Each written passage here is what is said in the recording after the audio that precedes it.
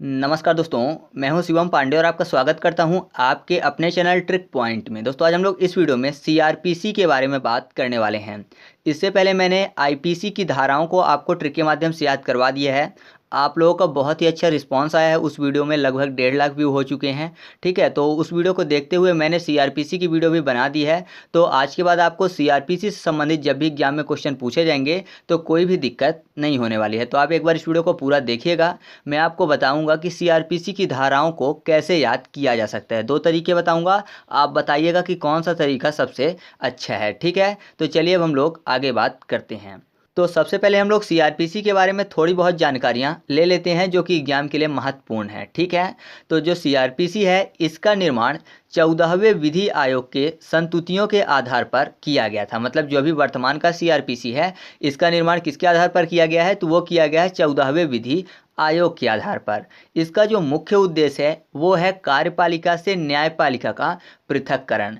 अच्छा, अगर आपने हमारे संविधान के अनुच्छेद वाली वीडियो देखी है तो कमेंट करके बताइएगा कि कार्यपालिका और न्यायपालिका का पृथक्करण का वर्णन किस अनुच्छेद में है। ठीक है, भारतीय संविधान के किस अनुच्छेद में है, ये चीज़ आप कमेंट करके बताइएगा। वर्तमान का जो सीआरपीसी है ये आया था अस्तित्व में 1973 से, लागू हुआ था 1 अप्रैल 1974 को, और सीआरपीसी में जो राष्ट्रपति जी की अनुमति मिली थी वो मिली थी 25 जनवरी 1974 को। ठीक है, वर्तमान सीआरपीसी में अध्याय की संख्या है 37, धाराएं हैं 484, और अगर अनुसूची की बात की जाए तो अभी हैं 2+1, मतलब 2 हैं और एक जो है वो प्रगति में है, मतलब संशोधन किया जा रहा है कि एक और जोड़ दिया जाए तो फिर आगे चलकर अनुसूची की संख्या कितनी हो जाएगी, 3 हो जाएगी। मैं आपको बता दूं कि ये सीआरपीसी संशोधन 2020 में किया गया है। जो तीसरा वाला ऐड करना है ये अभी राज्यसभा में बिल पास हो गया है, लोकसभा में बचा हुआ है। तो ये चीज़ आप याद रखिएगा कि अभी वर्तमान में अनुसूची कितनी है, 2 हैं और एक और जुड़ने वाली है। शायद आप भविष्य में आगे जब वीडियो देखो तो तब तक 3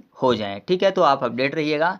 साथ ही अगर आपसे पूछा जाता है कि इस नई सीआरपीसी से पहले भी क्या कोई सीआरपीसी थी, तो जी हाँ थी। वो थी सीआरपीसी 1998। ठीक है, वो सीआरपीसी कब आई थी, 1998 में। उसमें अध्याय की संख्या थी 46, अनुसूची की संख्या थी 5 और धाराएं थी 565। ठीक है, तो ये चाहे तो आप याद रख सकते हैं। साथ ही साथ एक पॉइंट और याद रखिएगा जो कि एग्जाम के लिए महत्वपूर्ण है। अगर आपसे पूछ लिया जाता है कि अभी तक सीआरपीसी में कितने संशोधन हो चुके हैं, तो अभी तक सीआरपीसी की अगर बात करें तो कुल 17 संशोधन हुए हैं। ठीक है, 2019 तक 17 संशोधन हुए हैं। और जो मैंने आपको बताया कि तीसरी अनुसूची जुड़ने वाली है सीआरपीसी संशोधन 2020 के अंतर्गत, तो जब ये जुड़ जाएगी तो संशोधन की संख्या कितनी हो जाएगी, 18 हो जाएगी। अभी कितनी है, 17 है। तो ये चीज़ भी आप याद रखिएगा। ठीक है, तो चलिए सबसे पहले हम लोग बात कर लेते हैं अनुसूचियों के बारे में कि किस अनुसूची में किस चीज़ का वर्णन है। इसके बाद हम लोग अध्याय को याद करेंगे कि किस अध्याय में किस चीज़ का वर्णन है। मैंने आपको पहले ही बता दिया कि वर्तमान सीआरपीसी में 37 अध्याय हैं और एग्जाम में यहाँ से भी काफ़ी ज़्यादा क्वेश्चन पूछे जाते हैं कि किस अध्याय में किस चीज़ का वर्णन है। जैसे आपने संविधान का भाग याद किया था तो वहाँ से भी प्रश्न पूछे जाते थे कि संविधान के किस भाग में किस चीज़ का वर्णन है। ऐसे ही यहाँ की धाराओं के साथ साथ अध्याय से भी प्रश्न पूछे जाते हैं कि किस अध्याय में किस चीज़ का वर्णन है, तो उसको हम लोग ट्रिक के माध्यम से याद करेंगे। तो सबसे पहले हम लोग अनुसूची को देख लेते हैं। तो जो अनुसूची 1 है उसमें अपराधों के वर्गीकरण की बात की गई है, जैसे कि जमानती अपराध हो गया, अजमानती अपराध हो गया, संज्ञेय अपराध, असंज्ञेय अपराध, ये चीज़ें, और साथ ही साथ कौन सा मजिस्ट्रेट किस अपराध की सुनवाई करेगा, इन सभी चीज़ों का वर्णन अनुसूची 1 में है। इसके बाद जो अनुसूची 2 है उसमें प्रारूपों का वर्णन है। ठीक है, प्रारूप मतलब आप समझ रहे होंगे, जैसे कि वारंट का क्या प्रारूप होगा, ऐसी बहुत सारी चीज़ें हैं, तो सभी के प्रारूप का वर्णन है अनुसूची 2 में। और तीसरा जो ऐड होने वाला है अभी तक हुआ नहीं है, संशोधन हो जाएगा। जैसे मान लीजिए मैंने आपको बता दिया कि राज्यसभा में पास हो गया है, लोकसभा में पास हो जाएगा, उसके बाद ये आ जाएगा। तो तीसरे वाले में अगर आएगा तो क्या आएगा, तो वो पीड़ित परिजनों का बयान से संबंधित है। ठीक है, तो थोड़ा सा डिटेल उसके बारे में तभी पता चलेगा जब वो चीज़ें आ जाएंगी। तो थोड़ा सा आप केवल जहन में रखिएगा, बाकी आगे हम लोग बात करेंगे जब भी ये अपडेट हो जाएगा। तो चलिए अब हम लोग सीआरपीसी की 37 अध्याय को देख लेते हैं कि किस अध्याय में किस चीज़ का वर्णन है। तो सबसे पहले हम लोग बात कर लेते हैं अध्याय 1 की। इसमें वर्णन है प्रारंभिक का। प्रारंभिक का मतलब क्या है, तो प्रारंभिक में वर्णन है कि इसका नाम क्या है, मतलब सीआरपीसी के नाम का वर्णन है, सीआरपीसी का विस्तार कहाँ तक है, मतलब ये कहाँ लागू होगी कहाँ लागू नहीं होगी, और सीआरपीसी से संबंधित महत्वपूर्ण परिभाषाएं भी इसके अंतर्गत हैं। तो अध्याय 1 में किसकी बात की गई है, प्रारंभिक की बात की गई है, या फिर नाम विस्तार इन सब चीज़ों की बात की गई है। तो जाहिर सी बात है पहली गिनती शुरू हो रही, मतलब प्रारंभ ही हो रहा है, एक जो है प्रारंभ है गिनती का, तो प्रारंभ और प्रारंभिक। और हम लोगों ने जैसे संविधान के अनुच्छेद नहीं याद किए थे, तो मैंने आपको बताया था कि फर्स्ट में वही बात होगी जिसके बारे में चीज़ें बताई जाएंगी। जैसे हमारी कॉपी होती है, पहले के टाइम पे जब हम नोटबुक बनाते थे तो सबसे पहले पन्ने पर अपना नाम लिखते थे, क्योंकि हमारी नोटबुक हुआ करती थी, और बाद में उस सब्जेक्ट का नाम लिखते थे जिस सब्जेक्ट की नोटबुक हुआ करती थी। वैसे ही ये जो सीआरपीसी है तो ये अपने बारे में सबसे पहले लिखेगा, ठीक है, तो ये आप याद रखिएगा। इसके बाद हम लोग बात करते हैं अध्याय 2 की।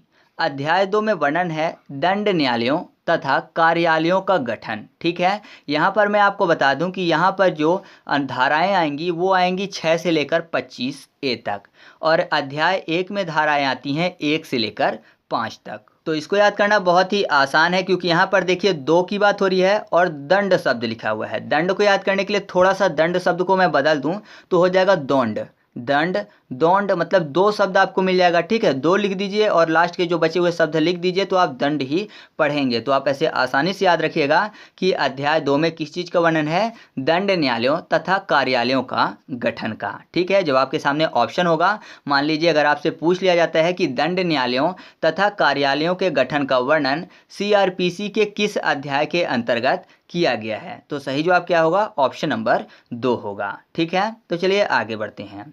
इसके बाद हम लोग बात कर लेते हैं अध्याय 3 की, जिसमें वर्णन है न्यायालय के शक्ति की। तो यहाँ पर देखिए न्यायालय की बात हो रही है, न्यायालय मतलब कोर्ट की बात हो रही है, और शक्ति में शब्द लिखा हुआ है सती, ती फॉर 3, ठीक है। और कोर्ट की स्पेलिंग सी से स्टार्ट होती है, सी जो है अल्फाबेट में वो भी 3 नंबर पे आता है। तो आप ऐसे आसानी से याद रखिएगा कि अध्याय 3 में किस चीज़ का वर्णन है, न्यायालय की शक्ति का। और इसमें जो धाराएं आती हैं वो आती हैं 26 से लेकर 35 तक की, ठीक है। इसके बाद हम लोग बात कर लेते हैं अध्याय 4 की। इसमें वर्णन है वरिष्ठ पुलिस कर अधिकारियों की शक्ति और साथ ही साथ मजिस्ट्रेट और पुलिस की सहायता।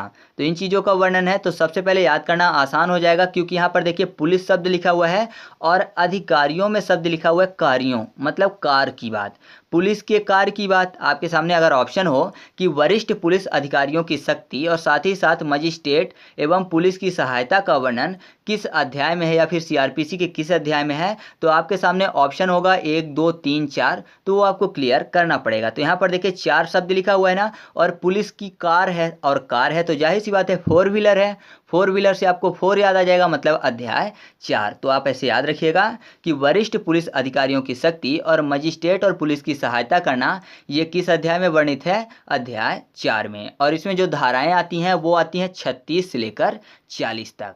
इसके बाद हम लोग बात कर लेते हैं अध्याय 5 की, जिसमें वर्णन है व्यक्तियों के गिरफ्तारी का। और इसमें जो धाराएं आती हैं वो आती हैं 41 से लेकर 60A तक। तो यहाँ पर देखिए गिरफ्तारी की बात हो रही है, मतलब पुलिस द्वारा व्यक्तियों को पकड़ना। और जब पकड़ने की बात आती है तो हमेशा हम लोग किस चीज़ से पकड़ते हैं, तो अपने पंजे से पकड़ते हैं। मान लीजिए कोई भी चीज़ है या फिर मोबाइल है, तो उसको कैसे पकड़ते हैं, अपने हाथों से, मतलब अपने हाथ के पंजों से पकड़ते हैं। तो जैसे ही पंजा शब्द आता है तो 5 की अनुभूति होती है, या फिर आपको पता है कि हमारे पंजे में, हाथ के पंजे में 5 उंगलियां होती हैं। तो याद रखिएगा अध्याय 5 में किस चीज़ का वर्णन है, व्यक्तियों की गिरफ्तारी का वर्णन है, ठीक है। इसके बाद हम लोग बात कर लेते हैं अध्याय 6 की, जिसमें हाजिर होने के लिए विवश करने की आदेशिकाओं का वर्णन है। और इसमें जो धाराएं आती हैं वो आती हैं 61 से लेकर 90 तक। तो यहाँ पर देखिए हाजिर में जीर शब्द लिखा हुआ है, जीर को याद करने के लिए कर लेते हैं जीरा। आपको पता है जो जीरा होता है वो छौंक के काम में आता है, तो छौंक में आपको 6 शब्द मिल जाएगा। तो याद रखिएगा अध्याय 6 में किस चीज़ का वर्णन है, हाजिर होने को विवश करने के लिए आदेशिकाओं का, ठीक है। इसके बाद हम लोग बात कर लेते हैं अध्याय 7 की, जिसमें वर्णन है चीज़ें पेश करने को विवश करने वाली आदेशिकाओं का। और इसमें जो धाराएं आती हैं वो आती हैं 91 से लेकर 105 तक। तो यहाँ पर देखिए चीज़ों को पेश करने की बात हो रही है, तो ऐसा समझिए कि कोई भी मुजरिम है, उससे मंगाया जा रहा है कि वो चीज़ें पेश कर दो। या फिर ऐसा समझिए कि एक चोर है, वो कोई भी ऐसी चीज़ चुरा के ले गया, जैसे खाद्य सामग्री वाली चीज़ें, तो उसको बोला जा रहा है कि वो चीज़ें ला के पेश करो हमारे सामने, ठीक है। तो जाहिर सी बात है ये क्यों बोला जा रहा है, जिससे कि उसका सेवन ना किया जा सके। सेवन करना मतलब क्या होता है, खा लेना, तो वो जो चीज़ें हैं उनका सेवन ना कर पाए कोई, इसलिए बोला जा रहा है कि चीज़ें पेश कर दो, उसके लिए विवश करने की आदेशिकाएं दी जा रही हैं या फिर आदेश दिया जा रहा है। तो आप ऐसे आसानी से याद रखिएगा कि अध्याय जो 7 है उसमें किस चीज़ का वर्णन है, चीज़ें पेश करने को विवश करने वाली आदेशिकाओं का। ठीक है, इसके बाद हम लोग बात कर लेते हैं अध्याय 7A की, जिसमें वर्णन है कुछ मामलों में सहायता के लिए व्यातिकारी व्यवस्था तथा संपत्ति की कुर्की तथा सम अपहरण के लिए प्रक्रिया का। ठीक है, तो यहाँ पर हम लोग कुर्की शब्द को लेकर चलेंगे, मतलब संपत्ति की कुर्की शब्द को लेकर चलेंगे, जिससे कि ये चीज़ें याद हो जाएं। तो यहाँ पर देखिए क्या शब्द लिखा हुआ है, कुर्की। कुर्की में शब्द लिखा हुआ है कुकी, मतलब कुक की बात हो रही है।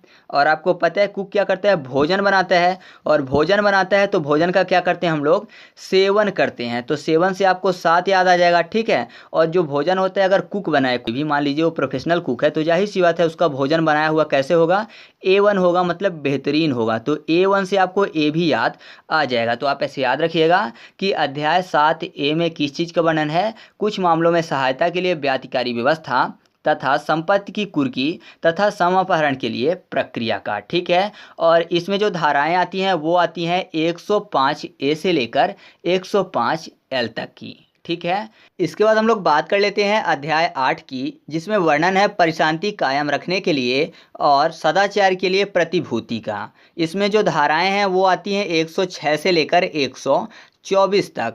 तो इसको याद करना आसान हो जाएगा, क्योंकि यहाँ पर देखिए शब्द लिखा हुआ है परिशांति में शांति और सदाचार। ठीक है, तो आपको पता है कि शांति और सदाचार से अगर लोग रहेंगे तो जाहिर सी बात है कि एक दूसरे से मिलजुल कर रह रहे हैं, मतलब एक दूसरे से हाथ मिला रहे हैं, गले मिल रहे हैं, ये सब चीज़ें, मतलब हाथ में हाथ लेकर चल रहे हैं, ना कि झगड़ा कर रहे हैं। तो हाथ में हाथ है, ठीक है, सब दोस्त जैसे हैं। तो हाथ फॉर 8 आपको याद आ जाएगा। तो आप ऐसे याद रखिएगा कि अध्याय 8 में किस चीज़ का वर्णन है, शांति कायम रखने के लिए और सदाचार के लिए प्रतिभूति का। ठीक है, इसके बाद हम लोग बात कर लेते हैं अध्याय 9 की, जिसमें वर्णन है पत्नी, संतान और माता पिता के भरण पोषण के लिए आदेश का। और इसमें जो धाराएं आती हैं वो आती हैं 125 से 128 तक। तो यहाँ पर देखिए भरण पोषण में एक शब्द लिखा हुआ है पोषण। पोषण को याद करने के लिए कर लेते हैं पाषाण। पाषाण मतलब पत्थर होता है, और आपने सुना होगा पत्थर से संबंधित कि नींव का पत्थर होना, या फिर नींव में पत्थरों की जरूरत पड़ती है, पाषाण की जरूरत पड़ती है, तो नींव फॉर नव। ठीक है, तो आप ऐसे याद रखिएगा कि अध्याय 9 में किस चीज़ का वर्णन है, पत्नी, संतान और माता पिता के भरण पोषण के लिए आदेश का। ठीक है, इसके बाद बात कर लेते हैं अध्याय 10 की, जिसमें लोक व्यवस्था और प्रशांति बनाए रखने का वर्णन है। ठीक है, और मैं आपको बता दूं कि इसमें जो धाराएं आती हैं वो आती हैं 129 से लेकर 148 तक। ठीक है, तो यहाँ पर देखिए 10 को याद करने के लिए कर लेते हैं दास, और यहाँ पर लोक व्यवस्था और प्रशांति बनाए रखने को याद करने के लिए ऐसा समझिए कि व्यवस्था में शब्द लिखा हुआ है व्यवस्था। ठीक है, लोक व्यवस्था मतलब लोगों को व्यवस्था है, विवश हैं लोग। कौन से लोग विवश हैं, जो कि दास हैं। जाहिर सी बात है जो दास हैं वही विवश होंगे, जो कि स्वतंत्र हैं वो तो विवश होंगे नहीं। तो दास लोग विवश हैं, विवश फॉर व्यवस्था मतलब लोक व्यवस्था। तो आप ऐसे याद रखिएगा कि अध्याय 10 में किस चीज़ का वर्णन है, लोक व्यवस्था और प्रशांति बनाए रखने का। आपके सामने जब प्रश्न आएगा तो ऐसे आएगा कि लोक व्यवस्था और प्रशांति बनाए रखने का वर्णन CRPC के किस अध्याय में है। तो सही जवाब क्या होगा, ऑप्शन नंबर जो भी होगा आपके सामने, लेकिन सही जवाब होगा अध्याय 10। ठीक है, तो आगे बढ़ते हैं। इसके बाद हम लोग बात कर लेते हैं अगले पॉइंट की। तो अगला है अध्याय 11, जिसमें वर्णन है पुलिस का निवारक कार्य का। और इसमें जो धाराएं आती हैं वो आती हैं 149 से लेकर 153 तक। तो यहाँ पर देखिए पुलिस का निवारक कार्य की बात हो रही है, यानी ऐसा समझिए कि पुलिस कोई भी केस हो गया है तो उससे निवारण करवा रही है, मतलब बचा रही है। तो ज़्यादातर देखने को तो ऐसा मिलता नहीं है कि पुलिस बचाए, पुलिस की कोशिश यही रहती है कि जब तक फंसा हुआ है तो फंसा रहे, है ना। तो अगर पुलिस किसी का निवारण कर रही है तो जाहिर सी बात है कि उसके साथ दोस्ती है उसकी। ठीक है, मतलब कोई अगर दोस्त है तभी बचाएगा, बाकी बचाने वाला नहीं है। दोस्त मतलब 11, 11 फॉर 11 आपको याद आ जाएगा। तो याद रखिएगा अध्याय 11 में किस चीज़ का वर्णन है, पुलिस के निवारक कार्य का। और इसमें धाराएं कितनी आती हैं, तो 149 से लेकर 153 तक। ठीक है, इसके बाद हम लोग बात कर लेते हैं अध्याय 12 की, जिसमें पुलिस को इत्तला और उनकी अन्वेषण करने की शक्तियों का वर्णन है। और इसमें जो धाराएं आती हैं वो आती हैं 154 से लेकर 176 तक। तो यहाँ पर देखिए 12 शब्द लिखा हुआ है और एक शब्द लिखा हुआ है पुलिस को इत्तला। इत्तिला का मतलब क्या होता है सूचना देना, या फिर ऐसा समझिए कि इत्तला का मतलब होता है के बारे में सूचना देना, किसी भी चीज़ के बारे में सूचना देना। तो 12 फॉर 12 आपको याद आ जाएगा। ठीक है, तो आप ऐसे याद रखिएगा कि अध्याय 12 में किस चीज़ का वर्णन है, पुलिस को इत्तला और उनकी अन्वेषण करने की शक्तियों का। ठीक है, इत्तला का मतलब किसी भी चीज़ के बारे में सूचना देना, तो 12 फॉर 12। ठीक है, तो आगे बढ़ते हैं। इसके बाद हम लोग बात कर लेते हैं अध्याय 13 की, जिसमें वर्णन है जांचों और विवरणों में दंड न्यायालयों की अधिकारिता का। तो यहाँ पर देखिए दंड न्यायालय की बात हो रही है और जांचों और विवरणों की बात हो रही है। तो जांच और विवरण जब करते हैं, आपने देखा होगा, जैसे मान लीजिए सीबीआई की रेड पड़ जाए, ठीक है, तो क्या करते हैं वो जांच करने के लिए, या फिर इनकम टैक्स विभाग की रेड पड़ जाए, तो जांच करने के लिए जो चीज़ें होती हैं उनको भी तोड़ फोड़ करते हैं, मतलब तोड़ देते हैं। तोड़ना फॉर 13, तोड़ा 13। तो आप ऐसे याद रखिएगा कि अध्याय 13 में किस चीज़ का वर्णन है, जांचों और विवरणों में दंड न्यायालयों की अधिकारिता का। ठीक है, और इसमें धाराएं कितनी आती हैं, तो 177 से लेकर 189 तक। अब आगे बढ़ते हैं। इसके बाद हम लोग बात कर लेते हैं अध्याय 14 की, जिसमें वर्णन है कार्यवाही शुरू करने के लिए अपेक्षित शर्तों का। और इसमें जो धाराएं आती हैं वो आती हैं 190 से लेकर 199 तक। तो यहाँ पर देखिए क्या शब्द लिखा हुआ है, कार्यवाही शुरू करने के लिए अपेक्षित शर्तें, यानी ये शर्तें हैं कि कार्यवाही शुरू की जा सके, कहाँ, कोर्ट में। तो आपको पता है कि कार्यवाही शुरू करने के लिए कितने लोगों की ज़रूरत है, एक तो जज साहब की ज़रूरत है। ठीक है, जज साहब जो कि हेड ही हैं, वो नहीं होंगे तो कोई मतलब की कार्यवाही तो होगी नहीं, तो जज साहब सबसे पहले चाहिए। तो एक तो जज साहब चाहिए, ठीक है, और 4 लोग और चाहिए। कौन कौन से, एक तो वादी चाहिए, दूसरा प्रतिवादी चाहिए, और एक वादी का वकील और दूसरा प्रतिवादी का वकील। ठीक है, मतलब आरोपी का वकील और जो आरोप जिसने लगाया है उसका वकील, साथ ही साथ आरोपी और जिसने आरोप लगाया है वो। तो इतने लोग तो कम से कम होने चाहिए, एक जज साहब और 4 लोग और, तो 1 और 4 मतलब 14। तो आप ऐसे याद रखिएगा कि अध्याय 14 में किस चीज़ का वर्णन है, कार्यवाही शुरू करने के लिए अपेक्षित शर्तों का। ठीक है, इसके बाद हम लोग बात कर लेते हैं अध्याय 15 की, जिसमें वर्णन है मजिस्ट्रेटों से परिवाद का। और इसमें जो धाराएं आती हैं वो आती हैं 200 से लेकर 203 तक। तो यहाँ पर देखिए मजिस्ट्रेटों में शब्द लिखा हुआ है टेटो। ठीक है, मतलब टैटो की बात हो रही है, टैटू की बात हो रही है, और परिवाद में परी शब्द, मतलब परी का टैटू बनवाना है। तो जाहिर सी बात है, टैटू जो बनाते हैं उनके हाथ में पेन जैसा रहता है ना, जिससे टैटू बनाया जाता है वो पेन जैसा ही होता है। तो पेन फॉर पेनेद्रा मतलब 15। तो आप ऐसे याद रखिएगा, पेन से ड्रा करते हैं तो पेन और ड्रा फॉर 15। तो आसानी से याद हो जाएगा कि अध्याय 15 में किस चीज़ का वर्णन है, मजिस्ट्रेटों से परिवाद का वर्णन है। ठीक है, इसके बाद बात कर लेते हैं अध्याय 16 की, जिसमें वर्णन है मजिस्ट्रेटों के समक्ष कार्यवाही प्रारंभ किया जाना। ठीक है, तो यहाँ पर देखिए कार्यवाही के प्रारंभ किए जाने की बात हो, तो कार्यवाही प्रारंभ कब की जाएगी, जब सुलह नहीं होगा। मतलब कुछ ऐसे भी केस होते हैं ना जिससे बाहर ही सुलह हो जाती है, मतलब मजिस्ट्रेट के पास तक नहीं पहुँचना पड़ता। तो बाहर अगर सुलह नहीं होता है तब उसको कहाँ पहुँचना पड़ेगा, मजिस्ट्रेट के सामने। मतलब कार्यवाही तब प्रारंभ होगी मजिस्ट्रेट के सामने जब बाहर सुलह नहीं हो पाएगा। तो सुलह फॉर 16। तो आप ऐसे याद रखिएगा कि अध्याय 16 में किस चीज़ का वर्णन है, मजिस्ट्रेटों के समक्ष कार्यवाही प्रारंभ किए जाने का। ठीक है, इसके बाद हम लोग बात कर लेते हैं अध्याय 17 की, जिसमें वर्णन है आरोप का। ठीक है, तो अध्याय 17 में शब्द लिखा हुआ है शत्रु, 17 शत्रु, और आरोप की बात हो रही है। तो जाहिर सी बात है, आरोप लगाने वाला शत्रु ही तो हो जाता है ना, जो आरोप लगाता है वो शत्रु हो जाता है, या फिर शत्रु ही आरोप लगाता है। तो आप ऐसे याद रखिएगा कि अध्याय 17 में किस चीज़ का वर्णन है, आरोप का वर्णन है। ठीक है, इसके बाद बात कर लेते हैं अध्याय 18 की, जिसमें वर्णन है सेशन न्यायालय के समक्ष विचारण का। और इसमें धारा आती है 225 से लेकर 237 तक। तो सेशन में शब्द लिखा हुआ है सन, सन मतलब होता है पुत्र। तो एक तरफ पुत्र लिखा हुआ है, उसका अपोजिट क्या होता है, पुत्री मतलब बेटी, बेटी फॉर बेटीन मतलब 18। ठीक है, तो 18 से आपको याद आ जाएगा कि धारा 18 में किस चीज़ का वर्णन है, सेशन न्यायालय के समक्ष विचारण का। ठीक है, इसके बाद बात कर लेते हैं अध्याय 19 की, जिसमें वर्णन है मजिस्ट्रेटों द्वारा वारंट मामलों का विचारण। ठीक है, वारंट मामलों के विचारण की बात हो रही है। तो वारंट में एक शब्द लिखा हुआ वारंट, मतलब रटने की बात हो रही है। ऐसा समझिए कि ये टॉपिक है, इसको रटने की बात हो रही है, कोई भी व्यक्ति रट रहा है।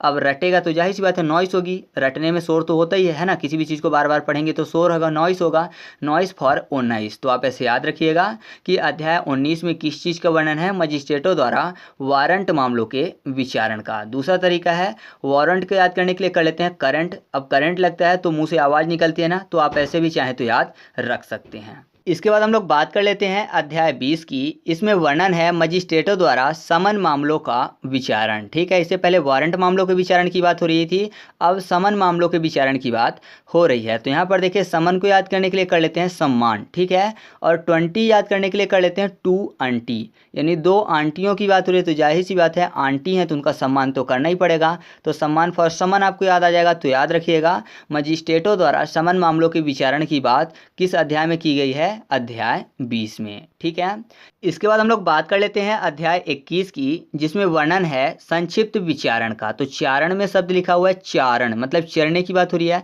तो आपको पता है जो चारा होता है, जो घास होती है, उसको चरते कौन है, जानवर चरते हैं, जैसे काऊ हो गई, भैंस हो गई, ये सब। तो यहाँ पर देखिए 21 में शब्द लिखा हुआ है एक काइस, ठीक है, यानी एक काउस, काउ शब्द आपको मिल जाएगा। तो काऊ चारे का चारण करती है, ठीक है, मतलब चरती है। तो आप ऐसे आसानी से याद रखिएगा। और दूसरा तरीका भी है कि एक क्वाइस में शब्द लिखा हुआ है एक खाइस, ठीक है, यानी ये खाई, खाते ही हैं, ठीक है, जो काऊ हैं या फिर कोई भी है जानवर जो है वो चारे को खाते हैं, मतलब चरण करते हैं। तो एक खाइस फॉर 21। तो ऐसे भी आप चाहें तो याद रख सकते हैं। और इसमें जो धाराएं आती हैं वो आती हैं 260 से लेकर 265 तक। इसके बाद हम लोग बात कर लेते हैं अध्याय 21 ए की, जिसमें वर्णन है सौदा अभिभाग का, और धाराएं आती हैं वो हैं 265 ए से लेकर 265 एल तक। तो यहाँ पर देखिए सौदा में 100 शब्द लिखा हुआ है। 100 मतलब क्या होता है, शपथ वाले 100 की बात हो रही है ना, 100 सौगंध इसकी बात हो रही है। और यहाँ पर देखिए 21 में शब्द लिखा हुआ है एक ईस। तो आपको पता है लोग भगवान की भी कसम खाते हैं, ईस की भी कसम खाते हैं, है ना, मतलब ईस की 100 खाते हैं। तो ईस फॉर 21 और 100 फॉर सौदा। और अभिभावक जो है आ का ए से स्टार्ट होगा, तो 21 ए। तो आप ऐसे याद रखिएगा कि अध्याय 21 ए में किस चीज़ का वर्णन है, सौदा अभिभाग का। इसमें धाराएं कितनी आती हैं, तो आती हैं 265 ए से लेकर 265 एल तक। ठीक है, इसके बाद हम लोग बात कर लेते हैं अध्याय 22 की। इसमें वर्णन है कारागार में परिरुद्ध व विरुद्ध व्यक्तियों के हाजिरी की। तो यहाँ पर कारागार से याद करते हैं इसको। तो कारागार में कारा शब्द लिखा हुआ है, कारा मतलब काले होने की बात। और कारा का अगर एग्जाम्पल देते हैं, उदाहरण देते हैं, तो किससे देते हैं, भैंस से, है ना। तो भैंस फॉर 22 भैंस। तो आप ऐसे आसानी से याद रखिएगा कि अध्याय 22 में किस चीज़ का वर्णन है, कारागार में परिरुद्ध व विरुद्ध व्यक्तियों की हाजिरी का। और इसमें धारा आती है 266 से लेकर 271 तक। ठीक है, इसके बाद हम लोग बात कर लेते हैं अध्याय 23 की, जिसमें वर्णन है जांचों व विचारणों में साक्ष्य का। और इसमें जो धारा आती है वो आती है 272 से लेकर 299 तक। ठीक है, इससे पहले जांच और विचारण की बात एक और पॉइंट में हुई थी, वो था अध्याय 13, जिसमें हम लोगों ने बात किया था जांचों और विचारणों में दंड न्यायालय की अधिकारिता का। तो वहाँ भी जाँच और विचारण की बात हो रही थी। तो हम लोगों ने याद किया था कि जब अधिकारिता में अधिकारी शब्द लिखा हुआ है ना, तो जब अधिकारी लोग जाँच के लिए आते हैं, जैसे मान लीजिए CBI की रेड पड़ी, तो क्या करते हैं, तोड़ फोड़ करते हैं। तो तोड़ फॉर तोड़ा यानी 13, यहाँ भी हम लोग तोड़ फोड़ से ही याद करेंगे। तो ऐसा समझिए कि अधिकारी लोग गए तोड़ फोड़ की, तो तोड़ फोड़ 13 हो गया था। अब अधिकारी लोग जो हैं वो तोड़ फोड़ क्यों करते हैं, जिससे कि कोई ना कोई सबूत मिले, यानी साक्ष्य मिले। ठीक है, तो उसके लिए क्या करते हैं, तोड़ फोड़ करते हैं। तो तोड़ आइस, यहाँ पर देखिए शब्द हम लोग 23 में ढूंढ लेते हैं, तोड़ आइस 23, तोड़ आइस। ठीक है, तो तोड़ आए किसके लिए, किससे कि साक्ष्य उनको मिल सके। ठीक है, पहले तोड़ने गए थे, तोड़े इसलिए जिससे कि उनको साक्ष्य मिल सके, अर्थात जांच की जिससे कि साक्ष्य मिल जाए। तो तोड़ के आगे जब उनको साक्ष्य मिल गया, तो तोड़ आइस फॉर 23 और साक्ष्य मिल गया अब उनको जांच करने से, तो जांच व विचारणों में साक्ष्य। ठीक है, तो आप ऐसे याद रखिएगा कि अध्याय 23 में किस चीज़ का वर्णन है, जांचों व विचारणों में साक्ष्य का। ठीक है, इसके बाद हम लोग बात कर लेते हैं अध्याय 24 की। इसमें वर्णन है जांचों व विचारणों के बारे में साधारण उपबंध का। तो इसको याद करना आसान है। उपबंध में बंध शब्द यानी बंद शब्द लिखा हुआ है, और जांच की बात फिर से हो रही है। तो ऐसा समझिए कि कोई भी मतलब कमरा है वो बंद है और वहाँ पे जांच करनी है, तो जाहिर सी बात है क्या बोलेंगे कि उसकी चाबी चाहिए, है ना। कमरे की चाबी लेंगे, लॉक जो है उसको खोलने के लिए, फिर जाँच करेंगे। तो चाबी फॉर 24। तो आप ऐसे आसानी से याद रखिएगा कि अध्याय 24 में किस चीज़ का वर्णन है, जांचों व विचारणों के बारे में साधारण उपबंध का। ठीक है, और इसमें धारा आती है 300 से लेकर 327 तक। इसके बाद हम लोग बात कर लेते हैं अध्याय 25 की। इसमें वर्णन है विकृत चित्र अभियुक्त व्यक्तियों के बारे में उपबंध का। और इसमें धारा आती है 328 से लेकर 339 तक। तो यहाँ पर विकृत चित्त मतलब पागल व्यक्ति या फिर नशे में है जो व्यक्ति, उसकी बात हो रही है। तो जाहिर सी बात है विकृत चित्त मतलब पागल। पागल टाइप कैसे याद करने के लिए कर लेते हैं। यहाँ पर देखिए 25 में शब्द लिखा हुआ है पक्षी। आपको पता है पक्षी जिधर चाहे उधर घूमते रहते हैं, मतलब मनमौजी टाइप के होते हैं। तो मनमौजी जो लोग होते हैं उनको थोड़ा सा यही बोला जाता है कि ये थोड़े से पागल हैं, ठीक है, मतलब विकृत चित्त व्यक्ति हैं। कैसे? जो पक्षी की तरह मनमौजी हैं। तो पक्षी फॉर 25। तो आप ऐसे याद रखिएगा कि अध्याय 25 में किस चीज़ का वर्णन है? विकृत चित्र अभियुक्त व्यक्तियों के बारे में उपबंध का, ठीक है। इसके बाद हम लोग बात कर लेते हैं अध्याय 26 की, जिसमें वर्णन है न्याय प्रशासन पर प्रभाव डालने वाले अपराधों के बारे में उपबंध का। और इसमें धारा आती है 340 से लेकर 352 तक। तो यहाँ पर देखिए न्याय की बात हो रही है और क्या लिखा हुआ है? न्याय प्रशासन पर प्रभाव डालने वाले अपराध। तो ऐसा समझिए कि कहीं भी कोई न्याय होने वाला है जिसमें लोग प्रभाव डाल रहे हैं जिससे कि न्याय ना हो पाए। तो जाहिर सी बात है कि जो व्यक्ति प्रभाव डाल रहा है कि न्याय ना हो पाए, उसकी छवि खराब हो जाएगी, है ना। जो न्याय के विपक्ष में होगा तो उसकी छवि खराब होगी, छवि फॉर 26। तो आप ऐसे याद रखिएगा, न्याय प्रशासन पर प्रभाव डालने वाले अपराधों के बारे में उपबंध किस अध्याय में है? अध्याय 26 में। इसके बाद है अध्याय 27, जिसमें वर्णन है निर्णय का। और इसमें धारा आती है 353 से लेकर 365 तक। तो यहाँ पर देखिए निर्णय की बात हो रही है और आपको पता है निर्णय वही व्यक्ति लेते हैं जिसके हाथ में सत्ता हो। जैसे कि घर की बात करें तो जो मतलब कि यह समझिए कि जो मालिक होता है, जो हेड होता है, वही निर्णय लेता है। देश में भी निर्णय वही ले पाता है जिसके हाथ में सत्ता हो। तो सत्ता फॉर 27, ठीक है। तो 27 सत्ता। तो आप ऐसे आसानी से याद रखिएगा कि अध्याय 27 में किस चीज़ का वर्णन है? निर्णय का वर्णन है। इसके बाद हम लोग बात कर लेते हैं अध्याय 28 की, जिसमें वर्णन है मृत्यु दंडादेशों की पुष्टि के लिए प्रस्तुत किए जाने का। और इसमें धारा आती है 366 से लेकर 371 तक। तो यहाँ पर देखिए क्या शब्द लिखा हुआ है? मृत्यु दंडादेशों की पुष्टि के लिए प्रस्तुत किया जाना, मतलब मृत्यु से संबंधित जो दंड है उसकी पुष्टि के लिए प्रस्तुत किए जाने की बात हो रही है। और 28 में दो शब्द लिखे हुए हैं, 2 और 8। तो ऐसे समझिए कि अगर किसी को मृत्यु दंड दी गई है, उसकी पुष्टि के लिए उसको प्रस्तुत किया जा रहा है, तो जाहिर सी बात है कि मृत्यु का सोच के वो व्यक्ति अंदर से क्या हो जाएगा? टूट जाएगा, है ना। जो मृत्युदंड अगर किसी को दे दिया गया है तो जाहिर सी बात है उसके बारे में सोच के अंदर से टूट जाएगा। तो टूटने में शब्द लिखा हुआ 2 और 8। तो टूट 2 8 मतलब 28। तो आप ऐसे याद रखिएगा कि अध्याय 28 में किस चीज़ का वर्णन है? मृत्यु दंडादेशों की पुष्टि के लिए प्रस्तुत किए जाने का, ठीक है। इसके बाद हम लोग बात कर लेते हैं अध्याय 29 की। इसमें वर्णन है अपील का और इसमें धाराएं आती हैं 372 से लेकर 394 तक। तो बहुत ही आसानी से याद करेंगे, ये समझिए फनी तरीका है ये बहुत ही ज़्यादा। यहाँ पर 29 में दो शब्द लिखे हुए 2 और 9। 2 और 9 शब्द लिखा हुआ है ना, दोनों को अगर साथ में पढ़ेंगे तो हो जाएगा दोना। दोना से फुल्की वाले दोने की बात कर लेते हैं, जिसमें हम लोग फुल्की खाते हैं, ठीक है, उस दोने यानी पत्तल की बात कर लेते हैं। तो आपने देखा होगा कि लोग फुल्की खाने के बाद क्या करते हैं कि उसका जो पानी होता है, खट्टा पानी, उसको भी पीते हैं। तो बोलते हैं ना कि ये पानी पीऊँगा, तो क्या करते हैं? उसको दोने में डलवाते हैं। तो दोना फॉर 2 और 9। अब पानी पी लिया तो पी लिया फॉर अपील, ठीक है। तो आप ऐसे याद रखिएगा कि अध्याय 29 में किस चीज़ का वर्णन है? अपील का, ठीक है। इसके बाद हम लोग बात कर लेते हैं अध्याय 30 की। इसमें वर्णन है निर्देश व पुनरीक्षण का, ठीक है, पुनर्निरीक्षण। तो यहाँ पर देखिए इसमें जो धाराएं आती हैं वो आती हैं 395 से लेकर 405 तक। तो याद करना आसान हो जाएगा क्योंकि यहाँ पर निर्देश या फिर पुनर्निरीक्षण की बात हो रही है। तो आपको पता है निर्देश या फिर पुनर्निरीक्षण, निर्देश मतलब क्या होता है? डायरेक्शन। या फिर पुनर्निरीक्षण की अगर बात करें तो दोनों के बारे में कौन व्यक्ति बोल सकते हैं? जिसके हाथ में अथॉरिटी हो, है ना। जिसके हाथ में अथॉरिटी होगी वही बोलेगा। बाकी जो नीचे काम कर रहे हैं वो तो बोलेंगे नहीं कि पुनर्निरीक्षण करो या फिर निर्देश देंगे, वो ऐसा नहीं है। तो जिसके हाथ में अथॉरिटी है वही ऐसा करेगा। तो आप याद रखिएगा अथॉरिटी फॉर 30। तो आपको याद आ जाएगा कि अध्याय 30 में किस चीज़ का वर्णन है? निर्देश व पुनर्निरीक्षण का, ठीक है। इसके बाद हम लोग बात कर लेते हैं अध्याय 31 की। इसमें वर्णन है आपराधिक मामलों के अंतरण का। और इसमें जो धाराएं हैं वो आती हैं 406 से लेकर 412 तक। तो यहाँ पर देखिए 31 में शब्द लिखा हुआ है 1T। और यहाँ पर आपराधिक मामलों के अंतरण की बात हो रही है। अंतरण मतलब क्या होता है? ऐसे समझिए जैसे एक शब्द है धर्मांतरण, मतलब धर्म का बदलाव कर लेना, एक धर्म से दूसरे धर्म में चले जाना, धर्मांतरण होता है। वही शब्द अंतरण शब्द यहाँ पर लिखा हुआ है। अंतरण मतलब क्या होता है? बदलाव। ऐसा समझिए कि कोई भी केस एक न्यायालय में है तो एक जज जो कर रहा है वो दूसरे न्यायालय में उस केस को भेज रहा है, ठीक है। तो ये अंतरण हो गया। तो यहाँ पर देखिए 31 में शब्द लिखा हुआ है 1T, यानी ऐसा समझिए कि एक जो बंदा है, एक जो जज साहब हैं, वो क्या कर रहे हैं? टी पी रहे हैं, ठीक है। टी पी रहे हैं तो मतलब फ्री नहीं है, तो वो क्या करें? उस केस को दूसरे न्यायालय में भेज रहे हैं, ठीक है, मतलब उसका अंतरण कर रहे हैं।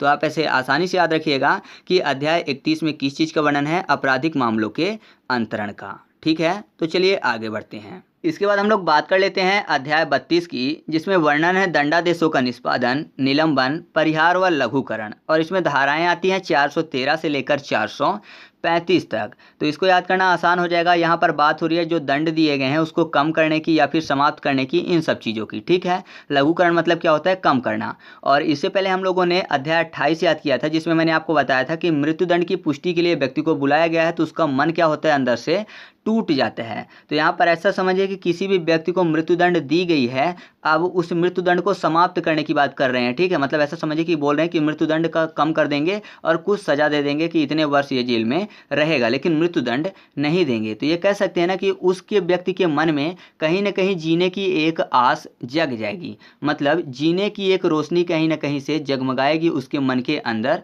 रोशनी मतलब बत्ती की बात हो रही है, बत्ती फॉर बत्ती सबको याद आ जाएगा। ठीक है, दीपक में जो बाती होती है उसको बत्ती भी बोलते हैं ना, तो बत्ती फॉर 32। तो आप ऐसे याद रखिएगा कि अध्याय 32 में किस चीज का वर्णन है, दंडादेशों का निष्पादन, निलंबन, परिहार व लघुकरण का। ठीक है, क्योंकि अगर कोई भी व्यक्ति जो है उसको अगर मृत्युदंड दिया गया है, उसको समाप्त कर दिया जाए, तो जाहिर सी बात है कि जीने की एक आस, एक उम्मीद, या फिर ऐसा कहिए कि मन में एक रोशनी सी जग जाएगी कि अब वो कुछ कर सकता है या फिर जी सकता है। ठीक है, तो चलिए आगे बढ़ते हैं। इसके बाद हम लोग बात कर लेते हैं अध्याय 33 की, जिसमें वर्णन है बेल और बंद पत्रों के बारे में, उपबंध का। बेल मतलब जमानत की बात हो रही है, और इसमें धाराएं आती हैं 436 से लेकर 450 तक। तो यहाँ पर बेल की बात हो रही है, तो बेल को याद करने के लिए कर लेते हैं बिल। बिल आपको पता है, अगर बिल बजाएंगे तो कैसे बजेगी, ट्रिंग ट्रिंग। तो यहाँ पर ट्रिंग ट्रिंग से आपको 3 याद आ जाएगा। ठीक है, या कि टिंग टिंग से आपको 3 याद आ जाएगा। तो ऐसे याद रखिएगा आप कि 3 फॉर 33। तो अध्याय 33 में किस चीज़ का वर्णन है, बेल और बंद पत्रों के बारे में, उपबंध का। ठीक है, इसके बाद हम लोग बात कर लेते हैं अध्याय 34 की। इसमें वर्णन है संपत्ति के व्ययन का। ठीक है, तो यहाँ पर संपत्ति को याद करने के लिए कर लेते हैं सिंपत्ति। ठीक है, मतलब सिंपत्ति की बात कर लेते हैं। और 34 में शब्द लिखा हुआ है चोट। ठीक है, मतलब चोट की बात हो रही है। तो ऐसा समझिए कि किसी व्यक्ति को चोट लग जाए या फिर उसका एक्सीडेंट हो जाए, तो जाहिर सी बात है कि बहुत सारे लोग सिंपत्ति दिखाने आ जाएंगे। तो सिंपत्ति फॉर संपत्ति मतलब संपत्ति का व्ययन, और चोट फॉर 34। ठीक है, तो आप ऐसे याद रखिएगा कि अध्याय 34 में किस चीज़ का वर्णन है, संपत्ति के व्ययन का। ठीक है, और इसमें जो धाराएं आती हैं वो आती हैं 451 से लेकर 459 तक। इसके बाद हम लोग बात कर लेते हैं अध्याय 35 की। इसमें वर्णन है अनियमित कार्यवाहियों का, और इसमें धाराएं आती हैं 460 से लेकर 466 तक। तो यहाँ पर देखिए अनियमित कार्यवाही में शब्द लिखा हुआ है अनियमित कार्य। नियमित मतलब रेगुलर, अनियमित की बात हो रही है। ठीक है, मतलब उसका अपोजिट। तो यहाँ पर अनियमित कार्य की जब बात हो रही है, और 35 में देखिए शब्द 2 लिखे हुए हैं, 3 और 5। तो आपने एक शब्द सुना होगा कि 3-5 करना, सुना हुआ है शब्द ना आपने, 3-5 करना। मतलब ऐसा समझिए कि कोई व्यक्ति है जो कि हमेशा धोखा देता रहता है लोगों को, तो बोलते हैं ना कि उसका काम ही है 3-5 करना। ठीक है, तो यहाँ पर 3-5 की बात हो रही है। तो अगर कोई बंदा 3-5 करता है तो जाहिर सी बात है कि उसका जो कार्य है वो नियमित रूप से नहीं चलेगा। एक ही बार हो पाएगा कि एक व्यक्ति को धोखा दे पाए, दोबारा तो दे नहीं पाएगा। तो जो 3-5 करने का काम होता है वो अनियमित कार्य की तरह होता है, नियमित कार्य नहीं होता, क्योंकि ये रेगुलर नहीं चलने वाला। तो याद रखिएगा अध्याय 35 में किस चीज़ का वर्णन है, अनियमित कार्यवाहियों का। ठीक है, इसके बाद हम लोग बात कर लेते हैं अध्याय 36 की, जिसमें वर्णन है कुछ अपराधों का संज्ञान करने के लिए परिसीमा का। ठीक है, और इसमें धारा आती है 467 से लेकर 473 तक। तो यहाँ पर देखिए परिसीमा शब्द लिखा हुआ है।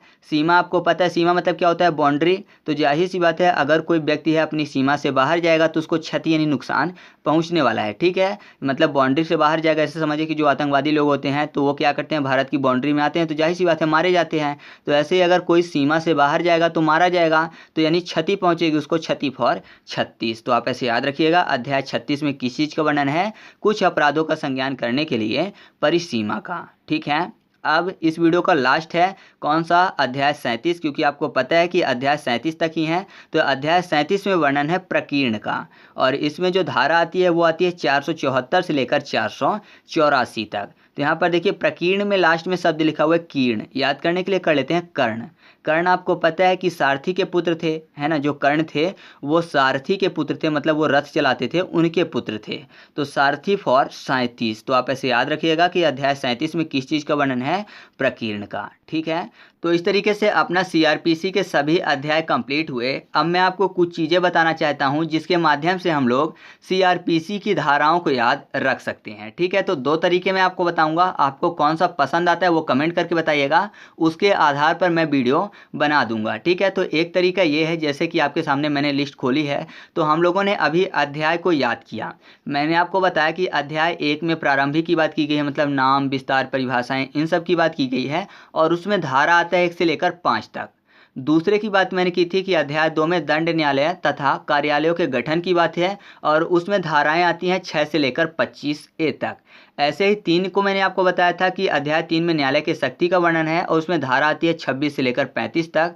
ऐसे ही सभी के बारे में मैंने आपको बताया था। तो सिंपल सा सबसे पहला तरीका यही है कि आपको ये चीज़ें याद हो जाएं कि किसके अंतर्गत कहाँ से कहाँ तक की धाराएं आती हैं। जैसे कि न्यायालय की शक्ति की अगर बात करें तो 26 से लेकर 35 तक ये धाराएं आएंगी। तो जब भी न्यायालय की शक्ति से संबंधित प्रश्न पूछा जाएगा तो आप ऑप्शन कौन सा क्लियर करोगे, 26 से 35 के बीच वाला, ठीक है। कभी भी ऑप्शन लगातार एग्जाम में देखने को नहीं मिलते। अगर 5 से 6 क्वेश्चन पूछे जाते हैं तो ऐसा समझिए कि लगभग 90% क्वेश्चन वैसे ही होते हैं जो कि दूर दूर के ऑप्शन दिखाते हैं, ना कि लगातार के ऑप्शन। तो एक तो तरीका ये है जिसके माध्यम से हम लोग याद रख सकते हैं सीआरपीसी की धाराओं को, ठीक है। तो ये चीज़ मैं आपको बता दूंगा। अगर आप लोग चाहते हो कि ये वाला तरीके से मैं आपको ट्रिक बताऊं तो ये मैं आपको याद करवा दूंगा कि कैसे इन चीज़ों को याद कर सकते हैं। थोड़ा सा हिंट में दे देता हूं। जैसे कि समझिए अध्याय 1 जो है 1 से लेकर 5 तक है, ठीक है, और दूसरा अध्याय शुरू होता है 6 से। तो 1 और 6 को मैं दोनों को इकट्ठा कर दूंगा तो 16 हो जाएगा। उसके बाद अगला अध्याय देखिए जो 3 है वो 26 से शुरू होगा, और उसके बाद 36 से शुरू होगा अध्याय 4। तो यहाँ पर कितना हो जाएगा अंक, 16, 26 और 36, ठीक है। ये याद हो जाएगा आसानी से। अब 16 में 1 अलग है, 6 अलग है, मतलब 1 जो है 1 से 5 तक अध्याय 1 की बात, 6 से 26 अगला आएगा, तो 26 के पहले मतलब 25 तक आ जाएगा अध्याय 2 में। फिर मैंने 36 बताया तो 36 से पहले तक मतलब 26 से 35 तक आ जाएगा अध्याय 3 में। तो ऐसे अगर आप चाहें तो याद रख सकते हैं, ये वाला तरीका भी है, ठीक है। तो अगर आप बोलेंगे तो इस पर मैं ट्रिक बना दूंगा जिससे कि आपको ये नंबर भी याद आ जाए कि किस अध्याय में कौन कौन सी धाराएं हैं, या फिर कहाँ से कहाँ तक की धाराएं हैं। दूसरा तरीका यह है कि हम लोग कुछ महत्वपूर्ण धाराओं को ट्रिक के माध्यम से याद करें कोरिलेशन मेथड से, लेकिन मैं आपको उसमें बहुत सारी चीज़ें याद नहीं करवा पाऊंगा। आपको बहुत ज़्यादा मैं तो 20 से 25 ही याद करवा पाऊंगा, क्योंकि ये बहुत ही ज़्यादा कठिन काम है नंबर को कोरिलेट करना। तो अगर आप बोलोगे तो वो भी हो जाएगा, लेकिन उसमें मैं आपको कुछ ही याद करवा पाऊंगा, ज़्यादा याद नहीं करवा पाऊंगा, ठीक है। तो दोनों तरीके हैं, आप कमेंट करके बता दीजिएगा, उस पर मैं वीडियो बना दूंगा, ठीक है। तो चलिए मिलते हैं अगले वीडियो में, तब तक के लिए जय हिंद।